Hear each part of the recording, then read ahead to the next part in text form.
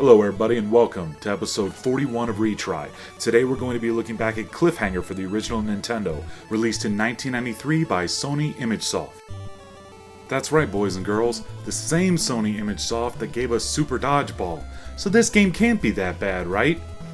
Well, I'll tell you what, second only to never messing with a Sicilian when death is on the line is do not ever expect a movie license game to be good. Hey look everyone, the plane is crashing. Why can't I be on that plane? Now the video game tries to follow the 1993 Sylvester Stallone film pretty closely. Terrorists hijack and crash a plane in the Rocky Mountains. They fake a mayday signal just to get some rescuers to come help them, and when they do, they take them hostage so that they can round up all the money. You play Sylvester Stallone's character, the guy who lets Sarah die, and basically all around jerkweed of this film. Oh, and seriously, before you get pissed at me about mentioning that somebody dies, it happens in the first 5 minutes of the movie, so chill the hell out. You may be wondering why I picked this game, and to be honest with you, I'm kind of wondering that myself. I went to a friend and this is the first game he recommended from his childhood, and he even let me borrow the cartridge. I thought, oh, god damn it. Seriously? Look at this. Look at me jumping. Jumping again. Look at that. I'm jumping off of air there. Yeah, see, that's great. You're jumping off of air. That's how great the jumping works in this game, and it's all about cliffs and trying to avoid falling. So as you can imagine, that makes it pretty challenging. I was gonna thank him for loaning me the cartridge, but now, screw him, and you know exactly who you are, and I know you're gonna watch this. Haha, funny joke. You gave me this god-awful game to review. Oh, God, what am I supposed to do here? Okay, I got the boots. Okay, you can actually hang. Well, that's good to know. So problem with the controls, number one, when you do a precision jump, you've got to jump basically out in the air. And then here, I made that jump.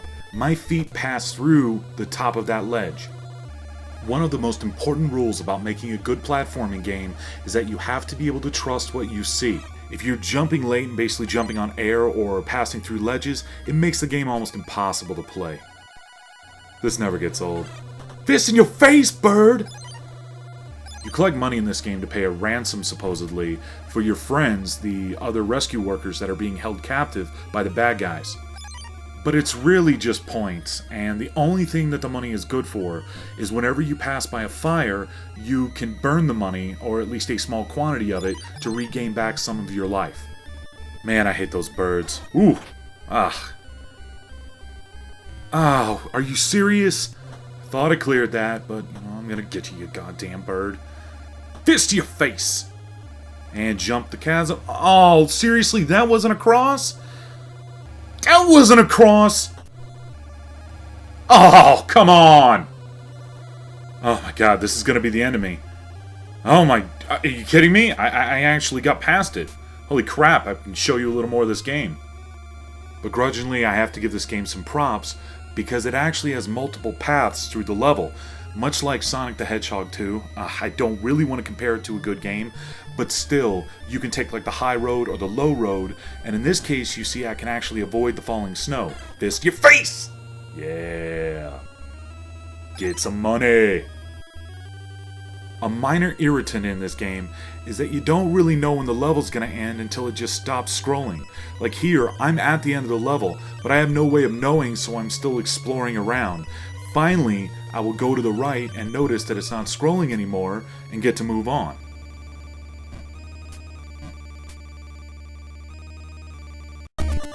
This is my second favorite part of the game. When you stand still for enough time, this happens. Oh yeah, that's right. Let's break it down.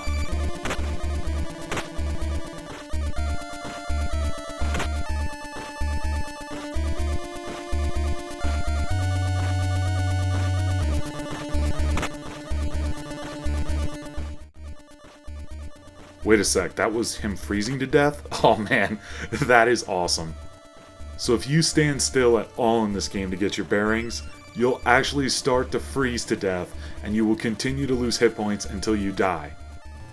You know what? This is still the first level. Can you believe that? Yeah, we have the falling rocks waterfall. You can't dodge them while you're on the ladder. They're just pretty much impossible to dodge anyway, so you just try to get to the top as quick as you can and hope you have enough health.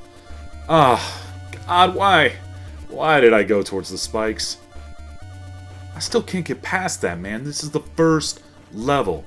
I mean, this is pretty difficult, and I know it's a movie-based game and they're all impossible, but seriously, most of them at least let you get past the first level, except Darkman. Yeah, I'm looking at you, Darkman. When people recommend a game, oh, that was so close. I just sit down and play it. I don't get any recommendations, I usually don't get an instruction booklet, but I just sort of have fun with it. But this one, I swear, if I miss this, I don't know what I'm supposed to do. Let's see, and... Alright, game facts. The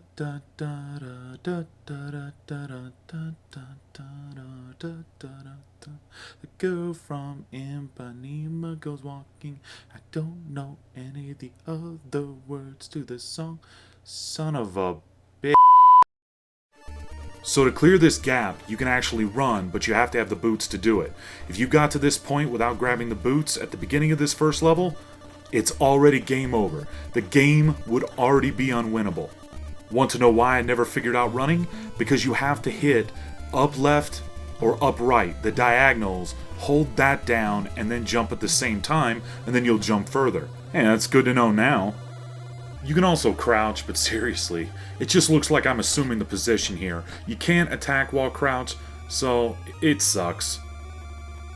Because this game was released by Sony, it actually has a pretty funny connection to modern gaming. One of the testers for this game was none other than David Jaffe, the man behind the God of War series and Twisted Metal. It's funny how things get connected like that. Look, David, 2 out of 3 is not bad.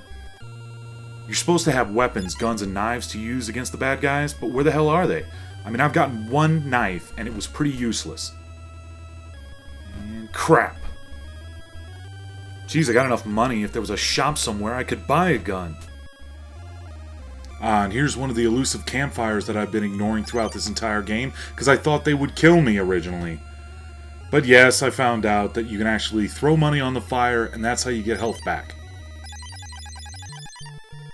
The problem is that I'm an idiot. Oh, there we go. Don't know what I did, but it worked. Why can't you burn more money? I have tons of cash. Burn all my money. Ah, forget it. Holy crap, we have a boss fight. Okay, so I'm going to try to be strategic and duck and counterpunch. But yeah, this crap really isn't working. So I'm just gonna stand here and press punch. Yep. Done ducking, just press punch. Not gonna dodge his attacks. I'm just gonna press punch as fast as I can. Ah, nice to see this is a skill game. Just so you know, I have no idea who that was supposed to be from the movie. There was no name or no explanation. It was just a guy who took more than 3 hits to kill, and I killed him. I'm gonna collect some weapons here, and to be honest with you, of course I can't jump back up there. Okay, let's go all the way back. The wolf is back. Great. And I'll tell you, you play through half the game and finally get some decent weapons, and the best part is, they're all useless. Now that I've rounded everything up here, it's time to go. I know the dog will be back. Fool me twice, shame on me. Wow, that's the end of the level. That's a little anticlimactic. And now we come to one of the greatest video game moments in history. You beat this guy up. Yeah, sure, that's fine. You see that little ramp behind him? Yeah! Human surfboard time! Oh, but we died together, my friend. It was glorious. That's okay. We get to take the ride of death again. Seriously, forget having sex for experience in God of War. This is the single greatest video game moment of all time. You surf off a mountain on a body, leaving him to die and completing the level. So some of my buddies are telling me that the Super Nintendo version of Cliffhanger is actually worse than the NES version. And I'll tell you, I don't know if I have it in me to actually test it out and see if that's true. That said, if you want to give this pile of crap a shot, great news. It's available all over eBay for about 10 to 15 bucks. It's never been released on Nintendo Wii's Virtual Console, and considering how awful it is and the fact that it's made by Sony, I wouldn't expect that it's ever going to come out that way. Here's my recommendation. It's much better just to rent the movie and enjoy the cheesy performance of John Lithgow and just watch Cliffhanger rather than play it. Don't look at me like that, Stallone. Nobody's died on my watch.